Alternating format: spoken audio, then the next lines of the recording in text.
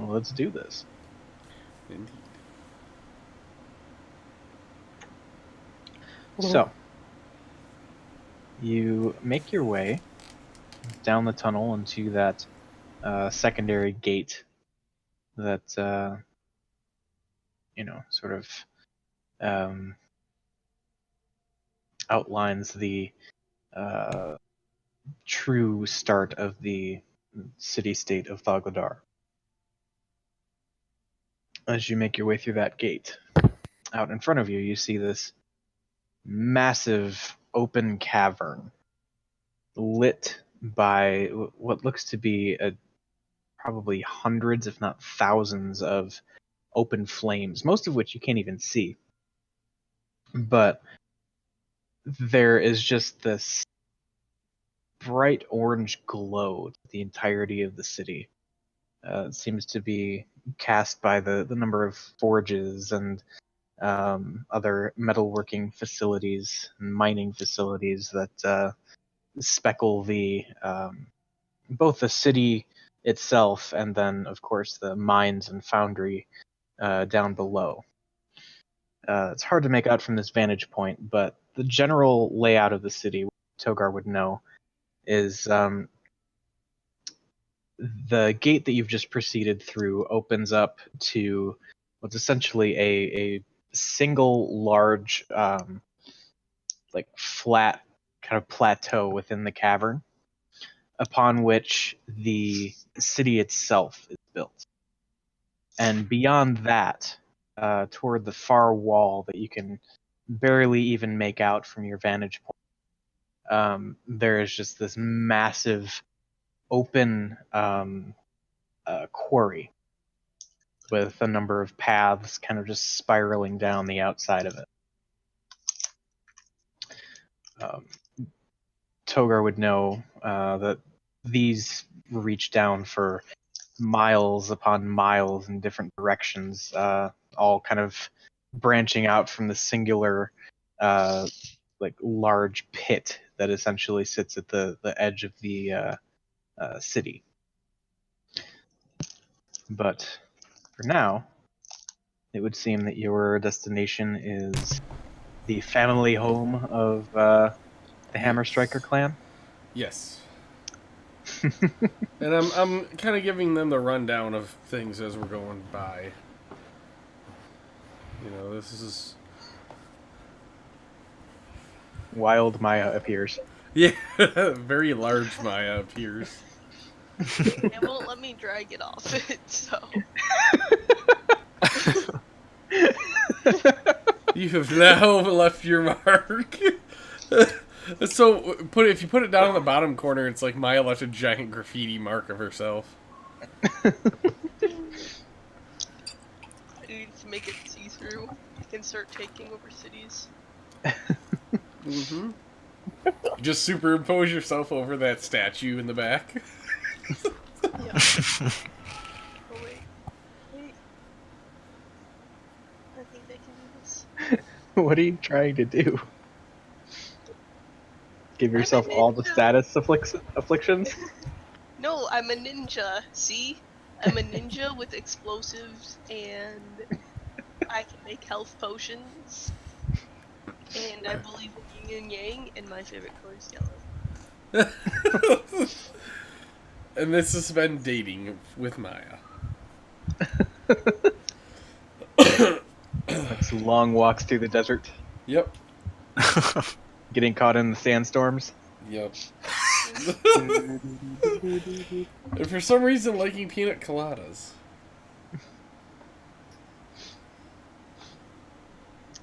Anyway. He probably likes peanut coladas.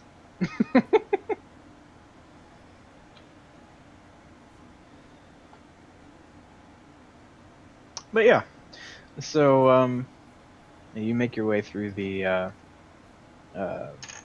outer reaches of Thagladar. And to outsiders, it's kind of strange because the layout of the city is just so mixed. Like there could be a massive, loud-ass metalworking facility, completely surrounded by homes, and no one seems to really be paying any mind to anything, noise-wise or heat-wise or anything like that. It's just, this is the life that the dwarves have made for themselves, and it seems as though it's just part of life. Yep. But yeah, you make your way, weaving through the streets that Togar knows so well, and eventually you arrive back at, the moderately sized stone home that Togar and his brother spent the majority of their childhoods growing up in. And so, standing before you is the house with a big brass door, knocker kind of just dangling off the front handle area. How would you like to proceed? Well, I will hop off Bungdo and say you might want to go back down into gnome form. Bungdo's rhino-y eyes get all like kind of watery and sad, and then he turns back into a gnome. I walk right up on them, still on my dragon. I look up at Trogdor and say, Trogdor, that goes for your mount as well. Bungdo looks back and says, "See you later, Flaps." And Celestial. All right. Seems to be somewhat amused, just being talked to out of the blue. I'd say telepathically to them, stare blankly and pay them no mind.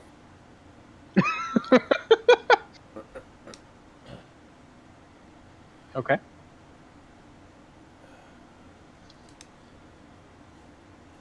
And for reference, by the way, when I say big ass door in Dwarvish, that means like 6, maybe 7 feet. Yeah. That thing ain't fitting in there. It doesn't mean I can't surprise them with the dragon when they answer. Bungdo's rhino good.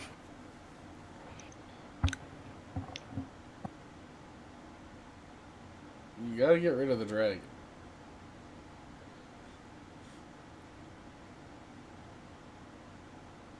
At least for now. I'm following suit with what I told my steed to do.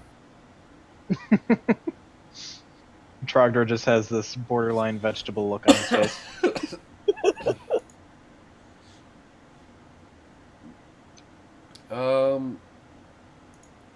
Can I perception to see what what kind of shit I see on Trogdor that I can fuck with? That's pretty It's a open-ended. wonderful question. That is quite open-ended. Yeah. Like, are there clasps on his armor that I could just start undoing with Mage Hand? Probably. Alright, I'm going to just summon Mage Hand and just start as fast as I possibly can undoing all the latches and little shit on his armor. Go ahead and make a sleight of hand check.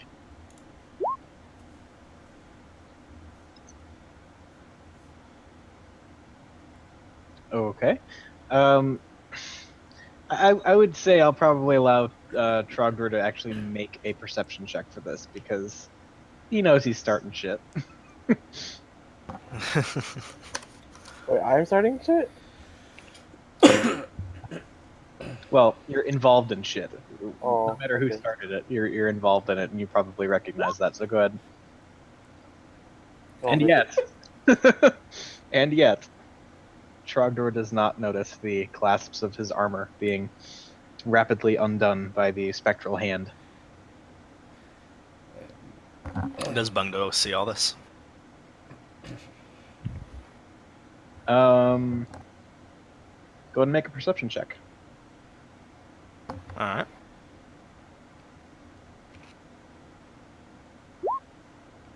Yep. Bungo just kind of giggles and keeps walking. So I get to the very last one. And Do I'm I just- see this? Perception check.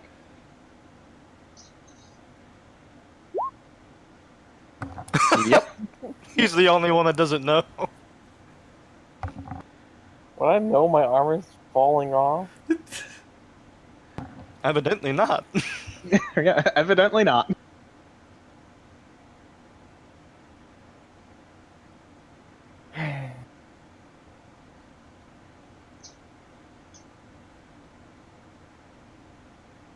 So, what were you saying, Togar? As you get to the last one, something. I just say, are you sure you're gonna just ignore me? And I wait for about 2 to 3 seconds. Any response from Trogdor? I mean, my character doesn't know what's going on, so I don't think his mood's gonna change. Okay, bink. And I'll just flip the last one and kind of shove all of his armor just so that all of his armor falls off. All right, I would say probably not all of it Well, falls off, but like whatever he has covering his torso, I don't know off the top of my head what you're wearing for armor, but the largest piece of the armor that's currently on your torso suddenly slackens and begins to just slide off.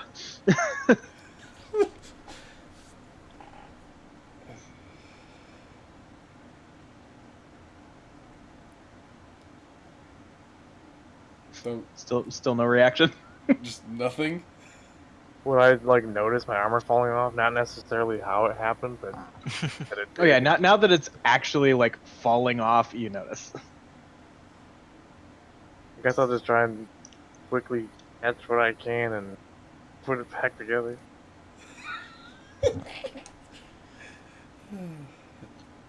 All right. So now that Trogdor is in the throes of a wardrobe malfunction, how would we like to carry on? I'll say, how about this? I'll help you put your armor back together, which, for whatever reason, fell apart. If you'll dismiss your dragon for tonight. But Dragon wants dog. We won't need a watchdog here, trust me. Dragon pet. What about Kex? He's a friend. Okay. Well, you can dismiss your pet and bring it back at any time you want. Now is just not the time. It's big. You're big. You're going to have a hard time fitting in here. You know, we can't have a dragon sitting in the middle of a dwarven establishment. That's not... What? That's not even... The fact that you got it this far is amazing. So...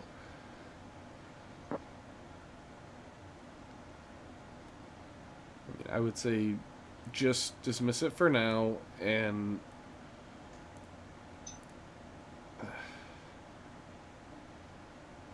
we'll see when when it's needed. We can bring it back. Fine.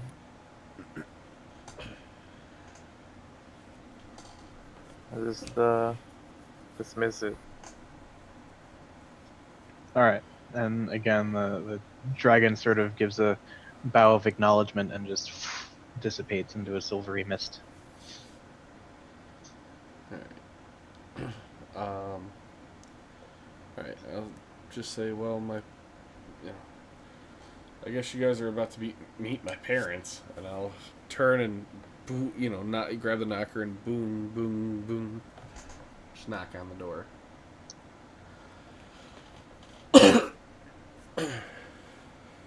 All right.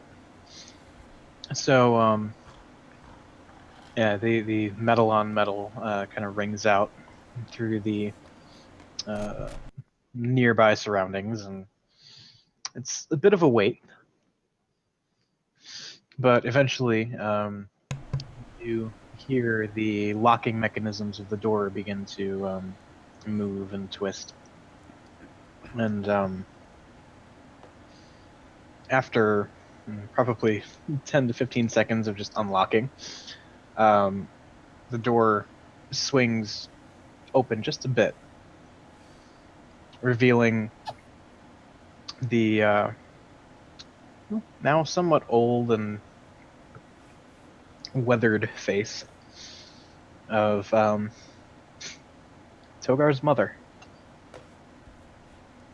And she kind of groggily wipes her eyes and focuses on the band of travelers that are standing outside her door. And as her gaze settles on Togar, she just kind of shakes her head like she can't believe what she's seeing. Before just, oh my God, my boy has returned! And she just like throws the door open and runs out and just grabs Togar in this huge hug. And just, How old is Togar? I'm pretty sure I said I was like roughly around like 80, between 85 to like 90. Okay. So.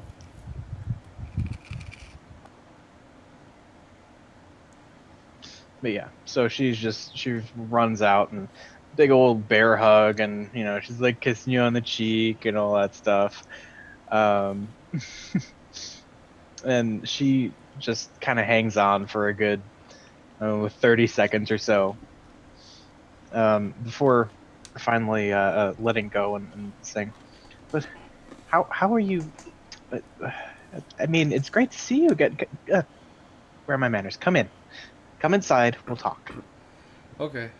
I motion for everybody to come inside.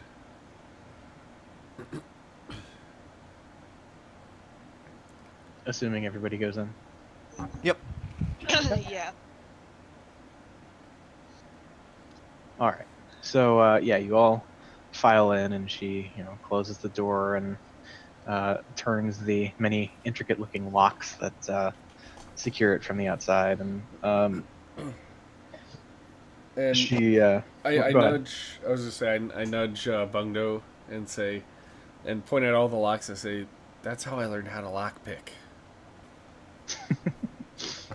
Indeed. There are When you- rulers like this one at Gnomish School. Yeah, when you forget the 35 keys it takes, you gotta learn somewhere. So,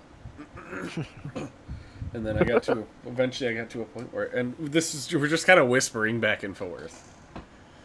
And I just tell him, I got to a point where I could pick the locks faster than I could just open them with the keys. So.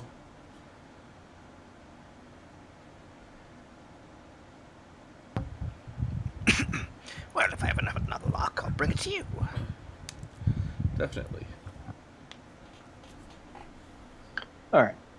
So at this point, Togar's mother is kind of just surveying the whole motley crew that has accompanied her son back home, and as she is wont to do, she immediately goes to, "Can I get anyone some tea, or some? I think we have some cookies. Can I get you anything?" I look at everybody. I'll have a glass of tea, thank you. I shall have tea too, thank you. I say, "Mom, I gotta show you this." And I reach in my bag and pull out the jug, and I'll say, "Beer." And is there any left? How much can it make? I want to say quite a bit, like two. What was it? 4 gallons. Yeah, I would say you probably haven't had 4 gallons between you, Tormilla, and Bungdo today. So yeah. Okay. You'd be surprised. Like even with all of us, it wouldn't. Right. Like even if we were all sharing. Yeah, I'd say you still probably have a little bit of capacity left.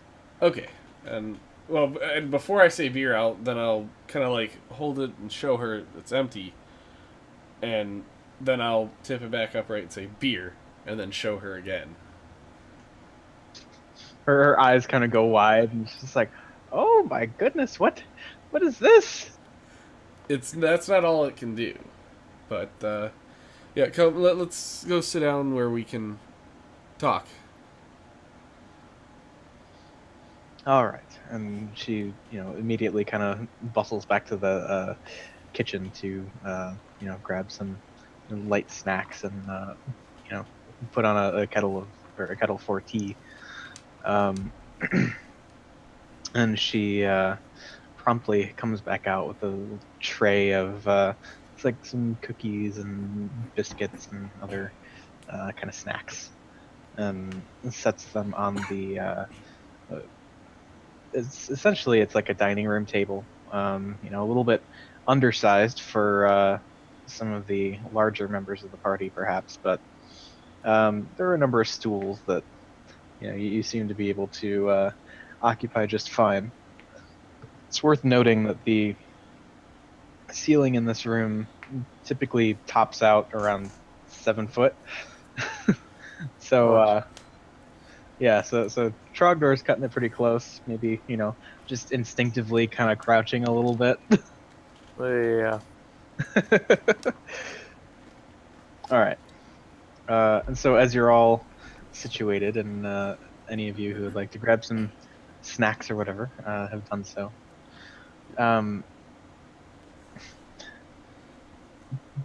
Togar's mother just sits down and kind of looks at him expectantly, like, "So, what brings you home?" Well, it all started, when I left.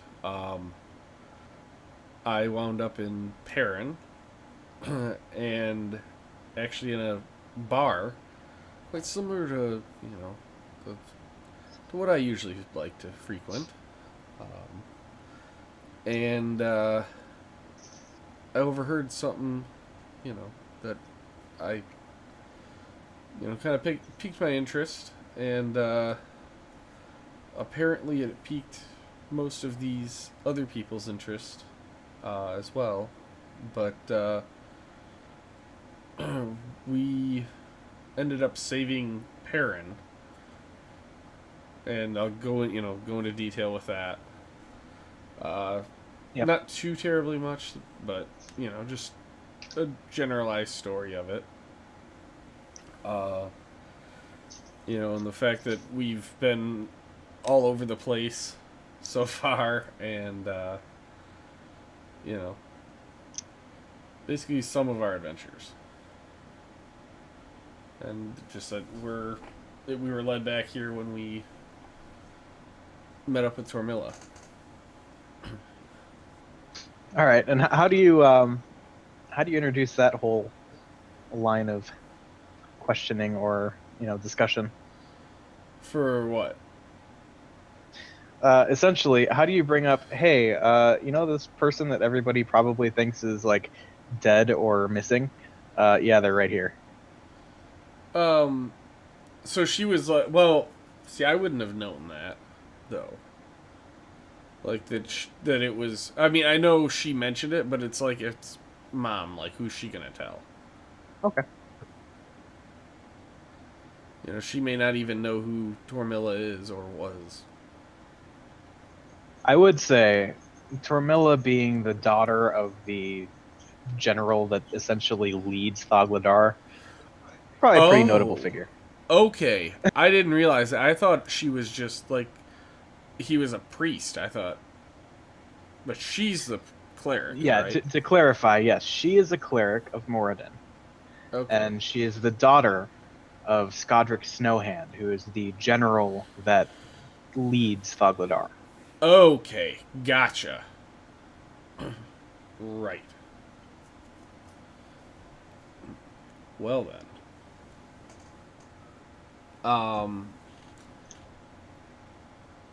I will say, yeah, we have something going on, and then kind of skirt around the issue of who she is, but that we met up with her, and I think this might lead to some answers as to why, as to what I was wandering, out there for.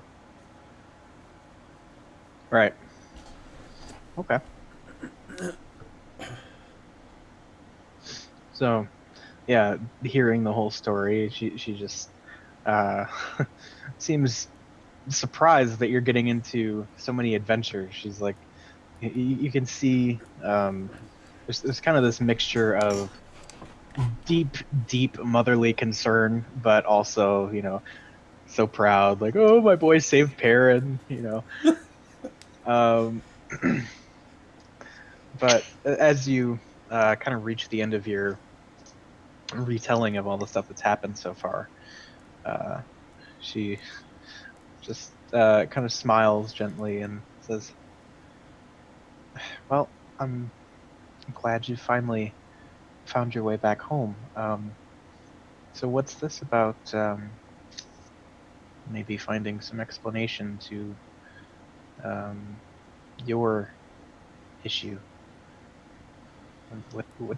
What leads do you have? What do you know that could finally bring the murderer to justice? Well, and I kind of gesture towards Tormilla, kind of explain. At least explain what happened to her. Okay. So are you like saying, "Hey, this is Tormilla Snowhand," or are you still kind of like, "Well, No. she was a cleric," and okay. Yeah, I'm just like, well, she was a cleric, and and I'll kind of let her, kind of get her started on the story and let her kind of explain it. Okay. And Because she has better notes than I do about that whole story. all right. So yeah, at your cue, she goes into kind of retelling the whole story of the circumstances surrounding her essential like castaway story. So yeah, she kind of retells the whole incident where she provided some moral counsel to some like essentially middle management level person in the trade ministry who was very soon thereafter arrested for treason and best she could tell, he didn't seem the type. Soon after that, as she was sent down to Zaphis on a diplomatic mission on behalf of her father, she was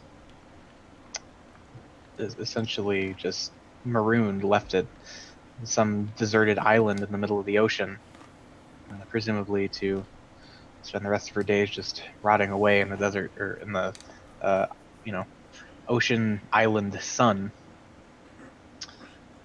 before being rescued and all that, and eventually coming back to where you all are today.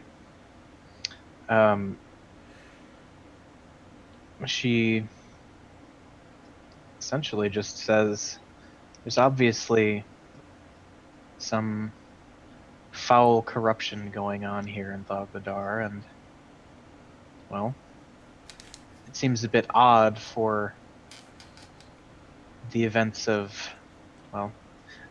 have impacted your family so tragically, and those that have impacted me, to be entirely isolated. Seems almost impossible, don't you think? Yep. She kind of looks around like, okay, I'm not crazy, right? No, it's. I nod in agreement. I mean, it's too many important figures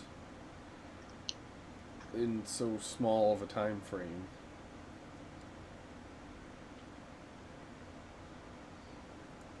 That's what I thought. So,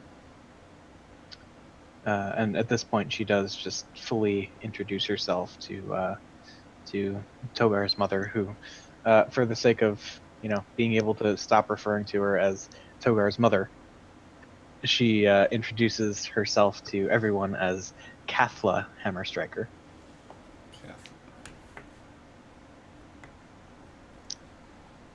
And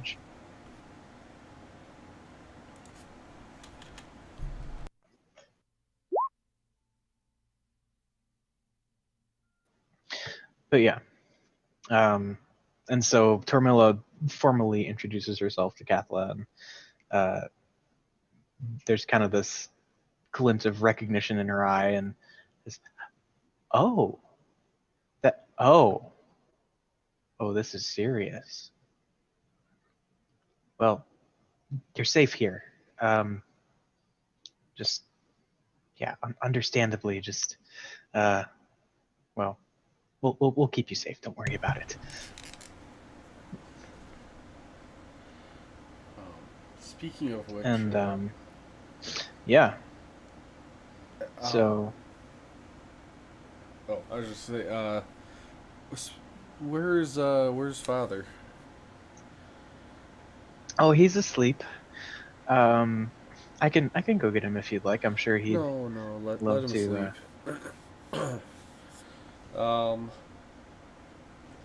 You know what? I'm gonna head over to the shop actually, and I kind of look at my armor and just kind of try to brush it, not like brush it off, but straighten it out and kind of look at it and say I'll be over there just when he gets up. Send him over. Of course. I'm sure he'll hardly believe me when I tell him the news, but, well, maybe I'll follow him over to see the look on his face. Okay. And I'll actually head out the door and head to my smithy. Okay. So yeah, you had 100 feet down the road to a, what's currently a closed and locked blacksmith shop. Alright. Forget the keys, right? Yeah, that's how I learned how to do it. Well, it would seem you're getting a little bit rusty with your inexperience. I'm gonna pop mage hand and do it again. So do mage hand, or do it with my mage hand instead. Mm-hmm. You're really getting rusty. I'm gonna have to go and ask Mom for the key or something. Yeah. Alright, I'll walk back and go ask Mom for the key. I'll just walk back in and say, oh, you know what? I left my key. I left the key here. Oh, there it is, and I'll grab it. Take off. Okay. All right. So yeah, you head back over and unlock the door. Yep. Swing it open. Yep. And yeah, there you see the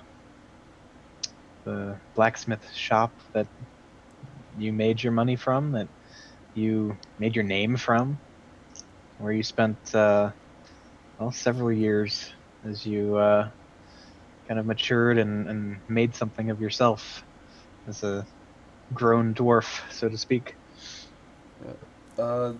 Looks in pretty good, pretty good shape still.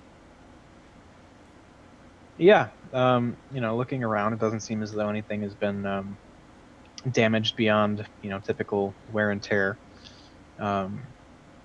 Seeing the number of armor pieces kind of floating about, it would seem that your father hasn't quite caught up to your craftsmanship yet, but he's doing considerably better than he was when you left him to it.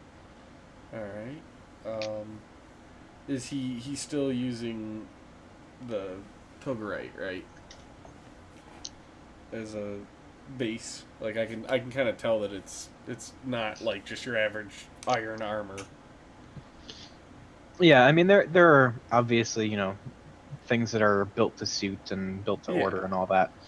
But yes, there are certainly a number of pieces about the shop that seem to have a Togarite base to them. Okay.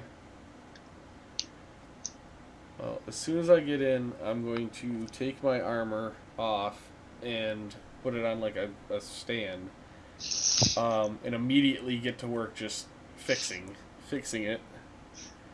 It's it's been Yep. driving me nuts, and now that I'm back here, I can finally do it. And I'm actually going to work through the night, and I'll take the exhaustion point to get it Okay. fixed. All right. So. I would like to assist him. I mean, if you follow me down there, that's fine. But I didn't say, other than I'm going here, and I left.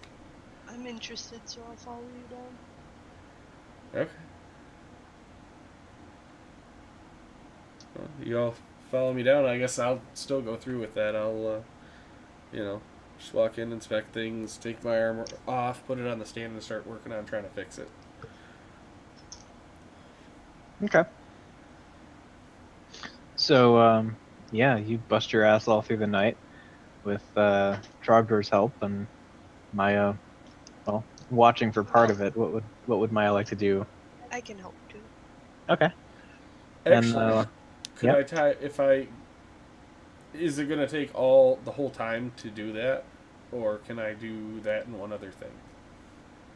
I would say with this much help, you could probably get something else done. I'm going to essentially take a piece of Togarite, a full piece, and attempt to just rudimentarily wrap Trogdor's shield with it to strengthen it. Okay. Just lay the groundworks of it, but just actually start getting a sheet planned out. Okay. So yeah, as of right now, it's got kind of a rough, unfinished look to it. It doesn't have the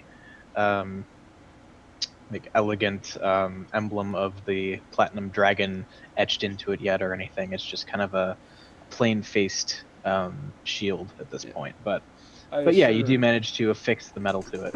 I assure Trogdor that I will get the symbol back. I'm just currently, this is how you got to do it. It takes time.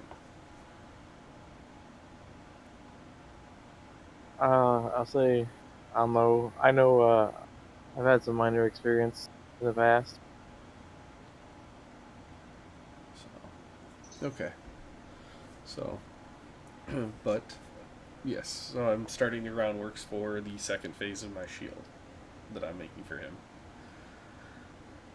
So. Okay. And I also, like I said, I just want to fix my armor. Cool.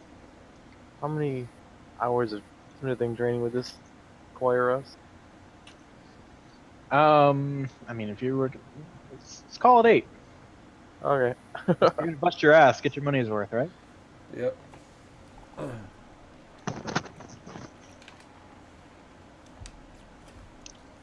So, what's Bungdo doing through all this?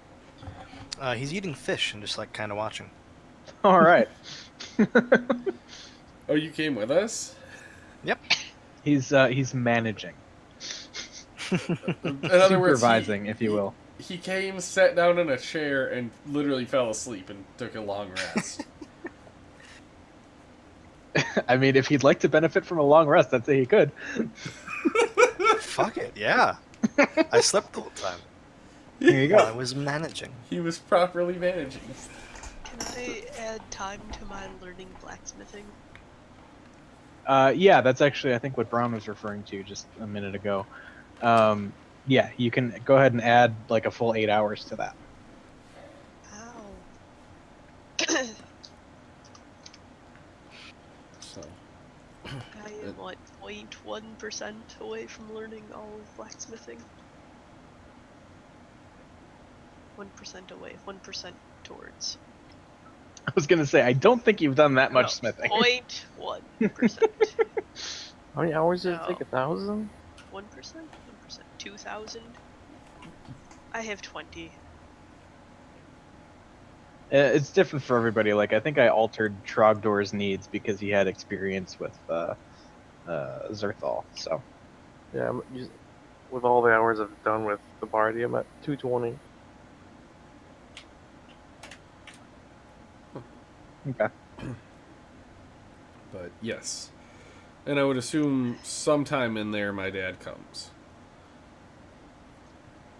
Yeah, probably toward the end of your all-nighter. Yeah. He comes walking in, this older, long, white-bearded dwarf.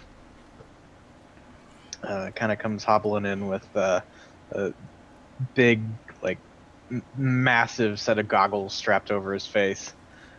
And you see him kind of like flip up the what's essentially like sunglass kind of covers for them to get a better look at what the hell's going on inside the forge. And he says, "My boy, is that you?" Yes, yes.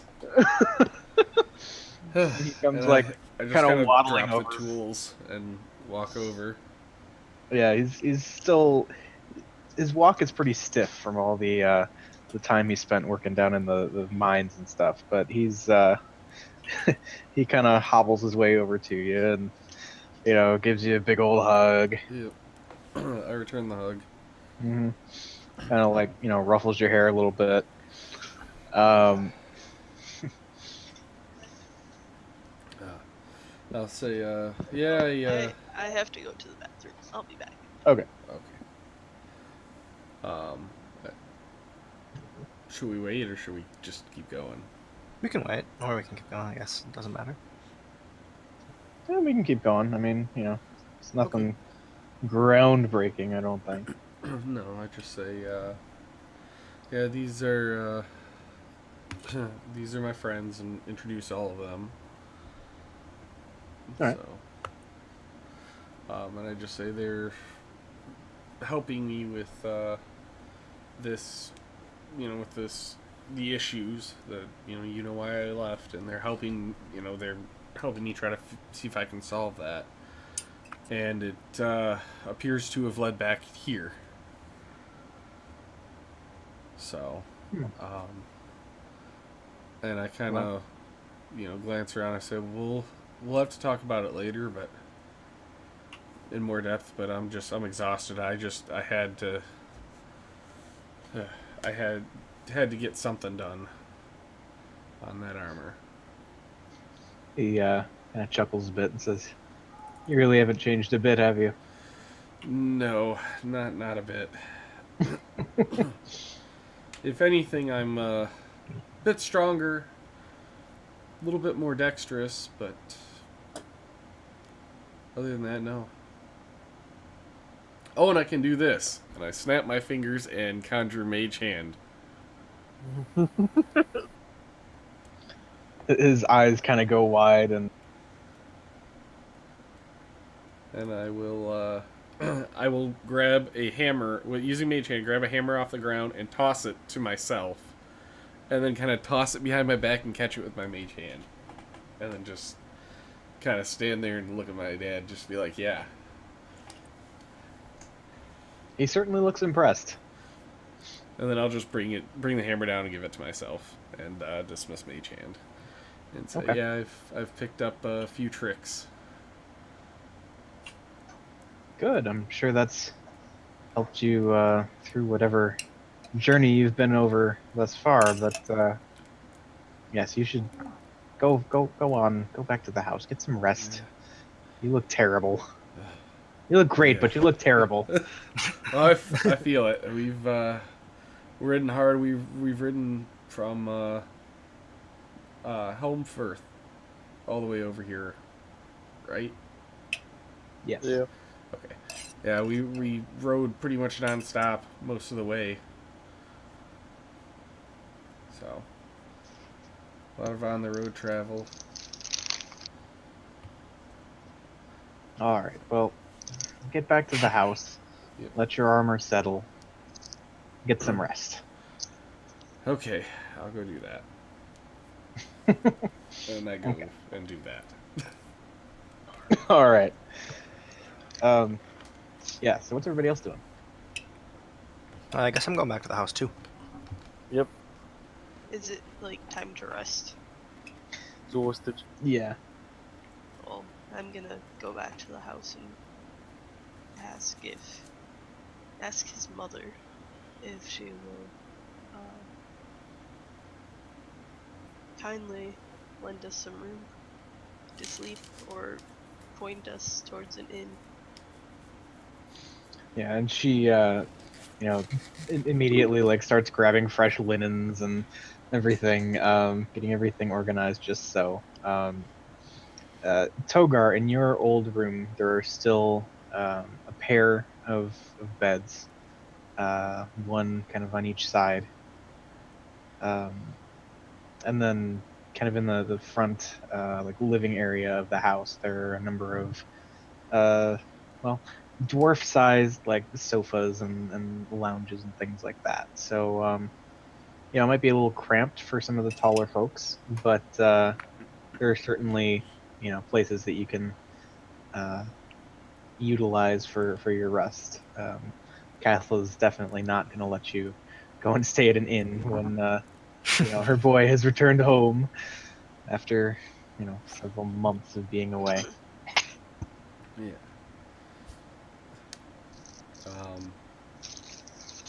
I will go in and I will invite Bungdo to take my brother's bed.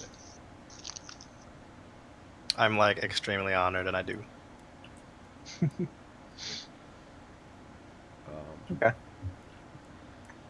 And I will just lay down and, exhausted as I am, I just kind of close my eyes and kind of, half dreaming, half still awake. I hear, breathing over in my brother's side of the room and immediately, for whatever reason, think that my brother's over there, and I just say, oh, well, time to get back to work, eh? And I look over and see Bungdo. And I'm like, well, oh, ugh. Good night, Bungdo. Good night. Bungdo kind of looks over, and then farts and goes back to sleep. God damn it, Hogar. I drift to sleep. All right. And are Trogdor and Maya just gonna kind of set up cushions and stuff in the Yep. front room? Okay. Outside the house, like right outside the door, maybe like slightly off to the side so we're not impeding the door. I'm gonna summon the steed and have it curl up, and I'm gonna sleep against its stomach. Okay. So there's a dragonborn sleeping against a small dragon in the street. God damn it. There's Maya, probably having collected some like essentially couch cushions or something, and formed a bed there. And Tormilla is just kind of passed out on a couch in the front room as well. Yeah. So, okay. So yes, you all drift off to sleep, and we'll pick up next time with whatever happens when you wake up. Okay.